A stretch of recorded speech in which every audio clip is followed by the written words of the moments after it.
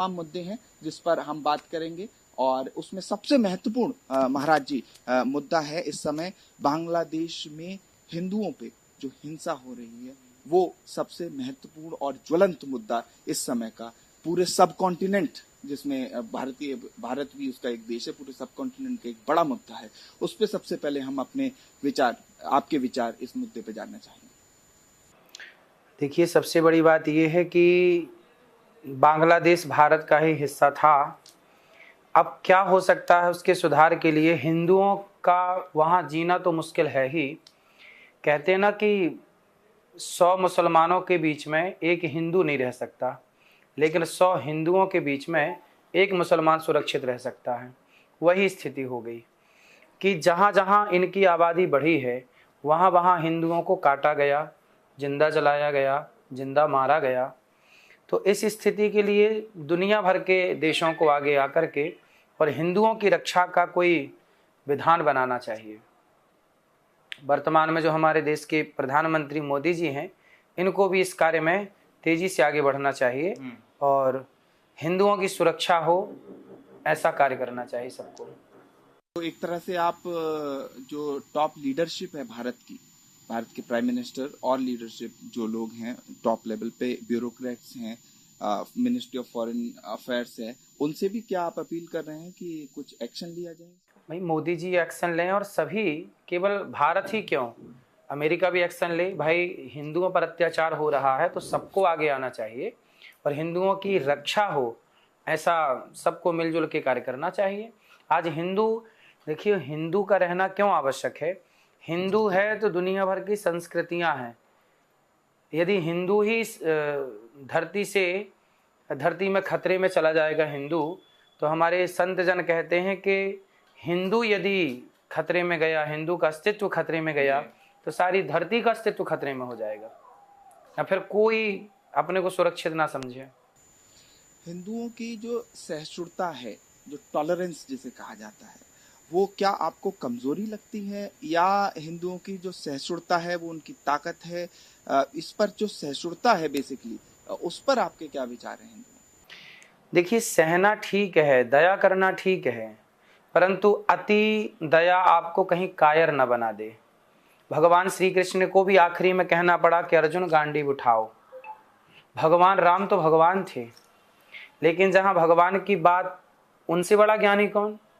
उनकी बात जब बातों से नहीं हुई तो राम को भी तो धनुष उठाना पड़ा। इसलिए हम हिंदू हैं, हम माला भी जपना जानते हैं, गीता भी पढ़ना जानते हैं, लेकिन गुरु द्रोणाचार्य धनुष बाण भी तो सिखाते हैं। इसका मतलब ये हुआ कि शास्त्रों की रक्षा, सनातन संस्कृति की रक्षा शास्त्रों से होगी और राष्ट्र की रक्षा करने के लिए आपको झांसी की रानी और शिवाजी के रास्ते पे चलना पड़ेगा, तब राष्ट्र सुरक्षित होगा और आप भी सुरक्षित होंगे, वरना आपको भी ऐसे जिंदा मार के जला दिया जाएगा। आप देश विदेशों में जाते हैं, अलग अलग जगह जाते हैं, वहां पर अपने विचार रखते हैं, सनातन धर्म के विचार रखते हैं। एक तरह से जो आपकी इमेज है वो सनातन धर्म ध्वजा रक्षक की एक इमेज देखी जाती है जनता में, ऐसा सुनने को मिलता है। और ऐसे में इस तरह से एक देश में वायलेंस होना, और तो वहां की सरकार से कोई अपील आपकी? बांग्लादेश की सरकार से? और देखो, बांग्लादेश की सरकार से अपील क्या करें? अपील की बात वो सुनते, यदि बातों से मानते तो क्या? क्योंकि जो महाराज जी, मैं आपको एक चीज जोड़ूंगा, क्योंकि वो जहाँ पर उस समय जो वहां पर रूल कर रहे हैं उन्हें नोबेल पीस प्राइज मिला हुआ है। नोबेल एक दुनिया का अंतर्राष्ट्रीय मंच का एक सम्मानित प्राइज होता है। नोबेल पुरस्कार उन्हें केवल इसलिए मिला है कि वो हिंदू को जिंदा जला रहे हैं, इस बात के लिए मिला है। यदि वो हिंदुओं को जला के नोबेल पुरस्कार पा रहे हैं, तब तो फिर दुनिया भर के लोग अब हिंदुओं को जलाएंगे और सोचेंगे कि भाई इसी से नोबेल पुरस्कार मिलेगा, तो चलो जलाओ। तो हिंदू तो और खतरे में चले जाएंगे। जिन्हें कटघरे में खड़ा करना चाहिए उन्हें हम नोबेल पुरस्कार बांट रहे हैं। ये भी तो सोचनीय विषय है कि वहाँ के उस व्यक्ति को जो, जिसके रहते हुए हिंदू की बहन बेटियों के साथ बलात्कार हो रहा है, जिंदा जलाया जा रहा है, क्या वो नोबेल के अधिकारी हैं? तो आप उस पर भी एक तरह से सवाल उठा रहे हैं। बिल्कुल भाई, नोबेल का शांति के लिए पुरस्कार दिया जाता है कि जिसके राज्य में, जिसकी सत्ता में शांति की स्थापना हुई। क्या किसी भी तरह से ये शांति दिख रही है जहां दिन दहाड़े ऑन कैमरा हिंदुओं को जलाया जा रहा है और उसकी एक बात ना सुनेगी? उसकी गलती क्या है यही बता दो कि गलती क्या थी उसकी। जिस दलित हिंदू को जलाया गया उसकी क्या गलती थी, है ना? इसलिए समझना चाहिए, इसलिए भारत के लोगों को भी समझना चाहिए कि आज हमारे भारत के कुछ हिंदू लोग भी, है ना, जो जय भीम का नारा लगाते हैं, वो भी मुसलमानों का बड़ा पक्ष लेते हैं। अब पूछिए अपने मुसलमान दोस्तों से कि आपने एक दलित भाई को क्यों बांग्लादेश में जला दिया? कल को आप भी अल्पसंख्यक रह जाएंगे तो ये आपको भी तो जला देंगे। महाराज जी, अब थोड़ा सा दूसरा प्रश्न लेता हूं मैं। अब अभी मैं आपके आश्रम में पूरा घूम रहा था, गौरी गोपाल आश्रम में। माताओं के दर्शन किए, उनका आशीर्वाद भी लिया, और बुजुर्ग माताएं हैं काफी, और इससे पहले भी आ चुका हूं और आपने स्वयं मुझे वहां पर ले गए थे। महाराज जी, एक तरफ तो ये चीज देखने को मिल रही है इस आश्रम में, मैं अपना प्रत्यक्षदर्शी हूं, मैं देख के आया हूं।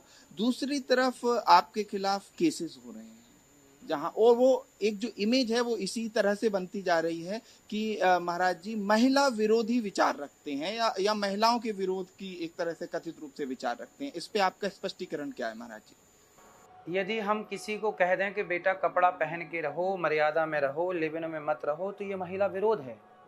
यदि हम आपकी बेटी को ये समझा रहे हैं कि बेटा लिव इन में रहना गलत है, ये भारतीय संस्कृति नहीं है, तो क्या ये बोलना महिला विरोध है? भाई ये महिला विरोध नहीं है, ये नारी का सम्मान। जितना सम्मान ये दास अनिरुद्ध करता है, करके चरण दबा के वृद्धमाओं के और बोल करके, लिव इन भारतीय संस्कृति है। फिर तो जब भारतीय, जिस देश में अंग्रेज आपकी बहन बेटियों के साथ बलात्कार करके चले गए, उन अंग्रेजों की संस्कृति हमें क्यों फॉलो करनी है? उस संस्कृति को तो डस्टबिन में डालिए ना। अंग्रेज गए तो अंग्रेज की संस्कृति हम क्यों अपनाएं? उन बलात्कारियों की संस्कृति क्यों अपनाएं जिन्होंने इस देश को गुलाम बनाया? ये तो बलात्कारी थे, लुटेरे थे। उन लुटेरे, उन बलात्कारियों की संस्कृति आप अपना रहे हैं। जिस देश की नारी को पूजा जाता है, भारत की संस्कृति में नारी को देवी कहा जाता है, अंग्रेजों की संस्कृति में नारी को भगवान नहीं कहा जाता। ईसाई लोग यीशु को भगवान मानते हैं, वहां महिला को भगवान नहीं माना गया। सनातन में महिला को भी भगवान माना गया है। इसलिए सनातन की होड़ कौन करेगा? वो कहते हैं कि जो ये विचार हैं, इससे महिला का सशक्तिकरण ना हो के महिला को एक तरह से डुअल दूसरे दर्जे का बना दिया जाता है, पुरुष से नीचे कर दिया जाता है। ये एक चाल है। हमारे यहाँ नारी कभी पुरुष से नीचे रही नहीं। पहले सीता, फिर राम। फर्स्ट में कौन है? लक्ष्मी नारायण, गौरी शंकर, राधा कृष्ण। पुरुष हमेशा दूसरे पायदान में खड़ा है। जब मैं यहाँ आ रहा था तो मैं कुछ कमेंट्स पढ़ रहा था,